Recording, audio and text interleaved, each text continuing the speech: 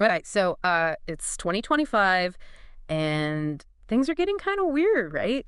Right. Bitcoin is going crazy. Yeah, through the roof. Governments are like finally like, oh, maybe we should pay attention to this Bitcoin thing. Right. And at the same time, you have this whole UAP disclosure thing exploding. Yeah, it's crazy. Whistleblowers are coming out with some pretty wild stories. It does feel like we're on the edge of something big, right? It does. Like a really big shift. Yeah. Like we're being pulled in these two different directions at the same time. Yeah, you see these stories every day, like in the news and stuff. Yeah. But what if they're not separate? What if they're connected somehow? That's what we're looking at today. Yeah. We've got two sources. Okay. One is a deep dive into this blockchain project.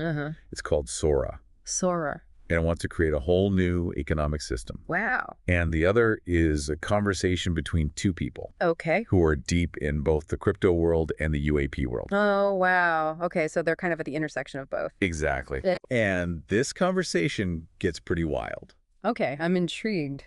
They talk about Bitcoin UAPs, even something called Psionics. Okay, I have no idea what that is, but keep going. It's going to get weird. I'm ready. So let's start with SORA. Okay. Imagine a world where you have total control of your money, Okay. like complete control over how it's used. Yeah. That's the idea behind SORA. Okay. It's this decentralized economic system built on the Polkadot blockchain. So it's like Bitcoin. It wants to get rid of the middleman. No banks, no governments. Exactly. But SORA takes it a step further. It's not just about money. Okay. It's about creating a whole new way for communities to organize and make decisions. That's really interesting, but I'm already getting a little lost in the blockchain jargon. Sure. Can we break it down a bit? What is Polkadot? How does SORA actually work? Okay, so think of Polkadot as this network of different blockchains, Okay. all connected together. It's like a superhighway for information and value. Okay, I'm with you. And SORA is built on top of Polkadot, Okay, which gives it access to this huge network and all of its security. that makes sense. So where does the whole new economic system part come in? What makes OSORA different from just using Bitcoin? So the heart of SORA is its own token. Okay. It's called XOR. XR. Oh, Now, XOR is like Bitcoin in that it's a digital currency, right. but it's also a lot more than that. Like what? For one, it's the medium of exchange within the SORA network. Okay. So you can buy and sell stuff using XOR, Gotcha. but it also gives you voting rights within the system. Oh, interesting. The more XOR you hold, Uh-huh. the more, say, you have in how SORA develops. So it's like owning shares of a company. Yeah. But instead of a company, it's a whole economic system. Yeah, that's a great way to put it. Wow. And then there's Polkaswap. Polkaswap. It's a decentralized exchange built right into SORA. Okay. Imagine being able to trade any token from any blockchain Wow. all in one place. Mm-hmm. And you don't need permission from a bank or a centralized exchange. So I could trade like my Bitcoin for, I don't know, some token that represents a piece of virtual land in the metaverse. Exactly. All without going through a middleman. Exactly. And because it's decentralized, the community gets to decide which tokens are listed, what the fees are, how the whole platform is governed. So it's like taking the power back from the big institutions and giving it to the people. Exactly. And that's pretty revolutionary. And that's where the parallels with Bitcoin come in. Okay. They both challenge the traditional financial system. Yeah. They both rely on networks, not institutions. Right. And they're driven by communities, not CEOs or governments. So they both point towards a future where individuals have more control, more autonomy. Exactly. But what does this have to do with UAPs and the psionics thing? That's where things get really interesting. Okay. This conversation we're going to unpack goes into some pretty mind-bending territory. Okay. It suggests that the world is changing in ways that we haven't even begun to understand. Not just because of technology like Bitcoin and blockchain, Right. but because of this deeper shift in human consciousness. Okay, now I really need you to break this down for me. All right, let's start with psionics. Okay.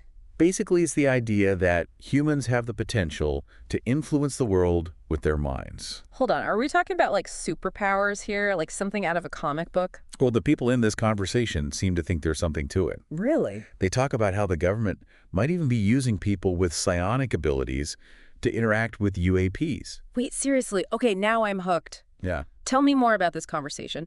Who are these people? What kind of evidence do they have for all of this? One of the key figures they discuss is Jake Barber. Okay. He's a whistleblower who claims to have actually witnessed UFO crash retrievals firsthand. Wow. He even describes being involved in transporting retrieved craft Oh, wait. having this strange, almost telepathic connection with one of them. That's a pretty wild claim. It is, but he's not the only one. Okay. This conversation is full of anecdotes and speculation about psionic abilities and the government's possible involvement in all of this. All right, so we've got SORA building a new economic system. Right. Bitcoin shaking up the financial world. Yeah. UAPs potentially linked to psionic abilities. A lot to take in. This is a lot to process. Where do we even begin to connect all of this? What if all these things are like symptoms of a much bigger change? Yeah. Like the old systems, financial, governmental, even our understanding of reality just aren't equipped to handle what's coming, Yeah. you know? Yeah, that's a pretty heavy thought. Are you saying we're headed for some kind of breakdown? Not necessarily a breakdown, but definitely a breakthrough. Think about it. Okay. SORA and Bitcoin, they both represent a move towards decentralization, Okay. giving individuals more control. Yeah. And if this whole thing about UAPs and psionics is even partially true, Right. it suggests that human consciousness itself might be a way more powerful force than we realize. Okay, I'm following you so far, but how do we go from here to there? How do we bridge the gap between where we are now and this like decentralized consciousness-powered future? That's the million-dollar question. And this conversation offers some really interesting possibilities. Remember Jake Barber? Yeah, the guy who claimed to witness the UFO crash retrievals? Yeah, he talks about having this kind of psychic connection with one of the objects. Right. He describes it as feeling like divine feminine. Yeah, that part really stuck with me. It's almost like he's suggesting there's a consciousness behind these UAPs. Right. Like an intelligence that we can connect with on some level. Yeah. And if that's true, Right. it raises some pretty big questions about what these UAPs might be, where they come from, what your purpose is. It also makes you wonder if the government really understands what it's dealing with. Right. If these UAPs are connected to consciousness in some way. Yeah. Maybe traditional science and technology just aren't enough to figure them out. Exactly. And that's where psionics comes in. The people in this conversation suggest that the government might be using people with psionic abilities, almost like a psychic spy program, Wow. to try and understand and maybe even communicate with these UAPs. Okay, that sounds straight out of a science fiction movie. Is there any actual evidence to support that? Well, it's all very speculative at this point. Okay. But it does raise some interesting questions about the potential of psionics. Yeah. Not just in the context of UAPs, but in all areas of life. Like what? Give me an example. Imagine being able to heal someone with the power of your mind, Okay. or communicate telepathically across vast distances, or even just having a deeper understanding of your own thoughts and emotions. I'll admit that does sound pretty amazing. But it also sounds kind of dangerous, right? Like what if someone used these abilities for bad stuff? That's the double-edged sword of any powerful technology, Right. especially something like science, which is so closely connected to human consciousness. So how do we make sure that psionics, if it is real, is used for good? That's where things get tricky. Our existing institutions, Yeah. they were designed for a world without psionics. Right. UAPs, even Bitcoin, they might not be up to the task. We might need to rethink our whole approach to governance ethics, Yeah. how we define what it means to be human in a world where the boundaries of reality are constantly being pushed. That's a pretty daunting challenge. Where do we even begin? One idea from this conversation is that the Bitcoin community, Okay. with its focus on decentralization and individual empowerment, Right. could play a key role in building these new institutions. Okay. They've already shown that it's possible to create a global financial system outside of the traditional power structures. So you're saying that the people who are already comfortable operating in this decentralized world might be the ones to lead the way in building this new future? It's definitely a possibility. And remember, this isn't just about technology. Okay. It's about a shift in consciousness, a willingness to question everything we thought we knew about the world and about ourselves. That's a big ask. How do we even begin to make that kind of shift? It starts with being open to new possibilities. Okay. Being willing to listen to different perspectives, even if they seem strange or challenging at first. Right. And it means taking responsibility for our own role in shaping the future. Yeah. Whether that's through supporting projects like SORA, Okay. engaging in conversations about UAPs and consciousness, Yeah. or just being more mindful of our own thoughts and actions. You're making it sound like this future isn't something that's just going to happen to us. It's something we have to actively create. Exactly. And that's where things get really exciting. Okay. Because if we can harness the power of these emerging technologies and this expanding awareness, there's no limit to what we can achieve. Okay, I'm starting to get a sense of the bigger picture here. Yeah. How SORA, Bitcoin UAPs, and even psionics are all part of this larger story about humanity evolving into something new. But I'm still wondering about the specifics. What does this actually look like in practice? Well, one of the speakers in this conversation suggests that the future might involve creating entirely new institutions designed to handle the implications of UAP disclosure, the rise of these decentralized technologies, and the potential of psionics. What would those institutions look like? And who would run them?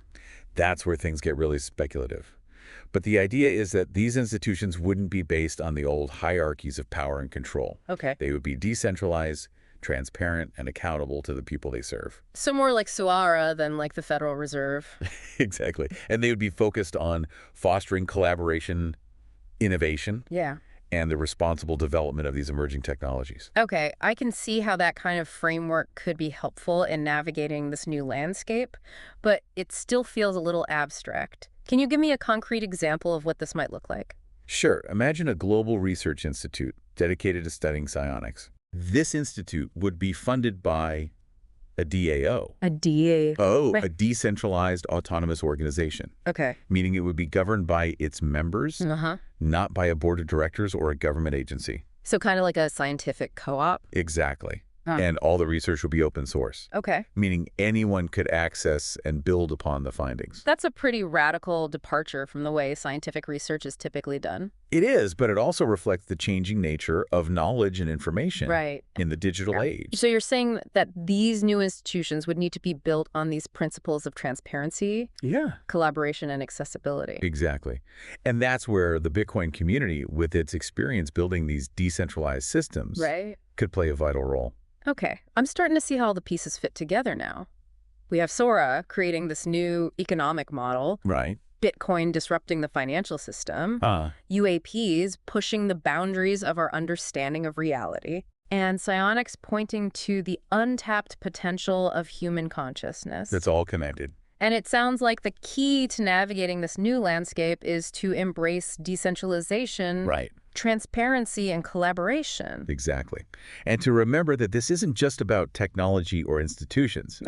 It's about a fundamental shift in our worldview, a shift toward a more interconnected, more conscious, and ultimately more empowered future. This is a lot to digest, but it's also incredibly exciting to think about all the possibilities. Yeah, it really does feel like we're at the edge of something totally new. And it's not just these external changes like new technologies or institutions. It's this internal shift, too, an expansion of consciousness that lets us see the world in a whole new way. One of the things that really struck me about this conversation was this idea that the UAP phenomenon, it might not just be about advanced technology, but it might also be about helping us evolve our understanding of consciousness itself. It's like we're being challenged to step outside our current worldview. To consider the possibility that reality is way more complex and interconnected than we ever thought. And maybe that's the real gift of the UAP phenomenon. It's like a cosmic nudge to wake up, to question our assumptions and explore the deeper mysteries of existence. It's not an easy process. It can be unsettling to have your beliefs challenged, to confront the unknown. Definitely. But the potential rewards are huge. Like what kind of rewards are we talking about? Imagine a world where we've moved past the limitations of scarcity. Where we understand and can use the power of our own consciousness. Where we've created systems that actually align with our highest values. That's the kind of future we're getting glimpses of here. It's a pretty inspiring vision. It makes all the challenges seem a little less daunting. And remember, we don't have to face these challenges alone. The conversation highlights the power of community, of coming together to share knowledge, support each other, and build the future we want to see. The Bitcoin community is a perfect example of that. Exactly. They created a global, decentralized system that operates outside of traditional power structures. And if they can do that with money, imagine what they could do if they applied that same energy and ingenuity to other areas. Like UAP research or developing psionic technologies. It's exciting to think about the possibilities, but it's also a little overwhelming. Where do we even begin? The first step is just being aware. Pay attention to what's happening in the world. Be open to new information and perspectives, even if they challenge your current beliefs. So it's about staying curious, asking questions, not being afraid to explore the unknown. Exactly. Yeah. And it's about recognizing that we all have a role to play in shaping this future. Yeah. It's not about waiting for someone else to fix things or for someone to hand us the answers. Right. It's about taking responsibility for our own evolution, both individually and collectively. So what does this all mean for you, the listener? What if everything we've talked about today is true? Right. What if we're really at the beginning of a new era, one defined by decentralized technologies, expanded consciousness, and a deeper understanding of our place in the cosmos? That's the question we'll leave you with today. Don't just take our word for it. Explore the sources yourself. Yeah. Engage in these conversations. And most importantly, start imagining the role you might play in shaping this extraordinary future. Thanks for joining us on this deep dive. Be sure to check out the show notes for links to all the sources we talked about. Yeah. And until next time, keep exploring, keep questioning, Right. and keep pushing the boundaries of what's possible.